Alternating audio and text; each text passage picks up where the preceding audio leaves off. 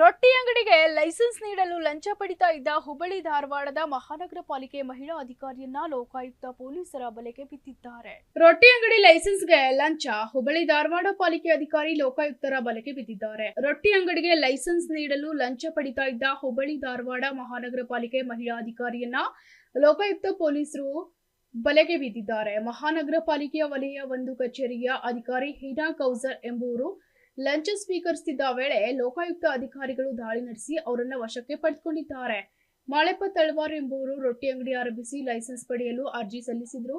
ಈ ಸಂಬಂಧ ಲೈಸೆನ್ಸ್ ನೀಡಲು ಹೀನಾ ಕೌಸರ್ 4,500 ರೂಪಾಯಿ ಲಂಚ ಬೇಡಿಕೆ ಇಟ್ಟಿದ್ರು ಅಂತ ಹೇಳಲಾಗ್ತಾ ಇದೆ.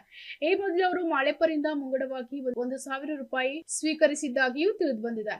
ಇಂದು ಉಳಿದ 3,500 ರೂಪಾಯಿ ಹಣವನ್ನ ಮಾಳೆಪ್ಪ ತಳವಾರಿಂದ ಸ್ವೀಕರಿಸಿದ್ದ ವೇಳೆ ಲೋಕಾಯುಕ್ತ ಅಧಿಕಾರಿಗಳು ದಾಳಿ ನಡೆಸಿ ಹೀನಾ ಕೌಸರ್ ಅವರನ್ನ ಹಣದ ಸಮೇತವಾಗಿ ವಶಕ್ಕೆ ಪಡೆದುಕೊಂಡಿದ್ದಾರೆ. ಲೋಕಾಯುಕ್ತ ಎಸ್ಪಿ ಸಿದ್ದಲಿಂಗಪ್ಪ ಅವರ ನೇತೃತ್ವದಲ್ಲಿ ಈ ಟ್ರ್ಯಾಪ್ ಕಾರ್ಯಾಚರಣೆ ನಡೆಸಲಾಗಿದ್ದು, ಅಧಿಕಾರಿಯ ವಿರುದ್ಧ ಮುಂದಿನ ಕಾನೂನು ಕ್ರಮ ಕೈಗೊಳ್ಳಲಾಗಿದೆ ಅಂತ ತಿಳಿಸಲಾಗಿದೆ. Bureau report, SSV news.